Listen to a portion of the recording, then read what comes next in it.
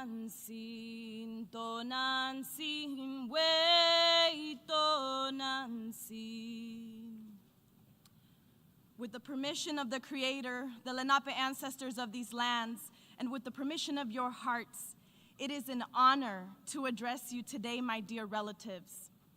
First and foremost, I want to give thanks to the spirit world, to Father Sun, to Mother Earth, gratitude to the plants and animals, the sacred waters, the sacred places who gave humanity the sacred knowledge and understanding that made it possible for us to coexist in balance with creation for thousands of years.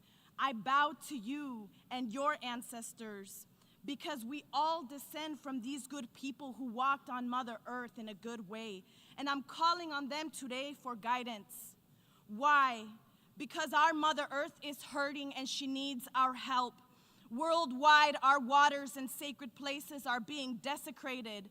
Corporate greed and war are pushing life to the verge of extinction. Global governments and politics are void of spirituality, of morality, and basic respect for life. My generation's hearts are breaking as we survive the impacts of climate disaster that could have been prevented. Breaking as we watch genocide of our Palestinian relatives live on our phones, despite the global call for a ceasefire. The Pact for the Future mentions words like sustainable development nearly 300 times, yet words like children, earth, and future generations are mentioned less than 60 times. This is green colonialism, and it needs to stop.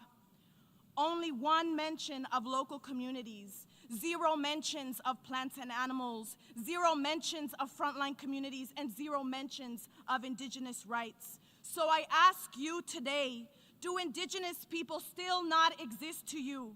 Are we not the stewards of 80% of the world's biodiversity? My relatives, I guarantee you that the continued exclusion of Indigenous people, local and frontline communities, will inevitably lead to more destruction, pain, and suffering. Yet there is hope, because we are still here, and the world needs the leadership of Indigenous people and of youth now more than ever. Collectively, we have the ancestral technologies, Indigenous knowledges, and spiritualities to create real intergenerational solutions. Our cosmologies have the wisdom and power to guide humanity towards that good path again. But in order to do that, Indigenous people must have equal representations as member states in all UN bodies. So I say to you today, global leaders, go home and ratify the United Nations declarations on the rights of Indigenous people. Acknowledge and apologize and build authentic relationships with your Indigenous people. Begin to meaningfully engage your youth. Go home and cut your military budgets and allocate those funds for climate solutions, to pay reparations, to pay for losses and damages we've experienced as a generation that is inheriting a devastated Mother Earth. Go home and ask your Indigenous youth, respected elders, how much money we need to bring our solutions to life. And then go home and create the unrestricted funds to support Indigenous people in implementing the Sustainable Development Goals on our terms. Global leaders, go home and give Indigenous people our land back. To my Indigenous youth and children of the world, we are so desperately needed at this time. We must join forces with our respected elders and keep fighting for a livable future. Our generation's biggest responsibility in these times is to not give up and not give in to hopelessness. We must stand to protect the sacred. We must stand to protect our sacred fires, our ceremonies, our songs, our prayers. We must speak our language, wear our traditional clothes, and be proud of who we are.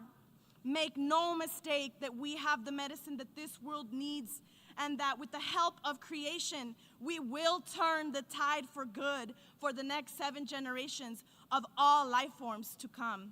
Tlaso kamati, o meteo.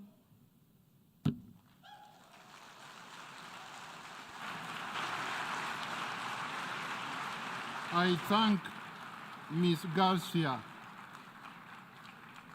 I now give the floor to Ms. Monica Malit from South Sudan.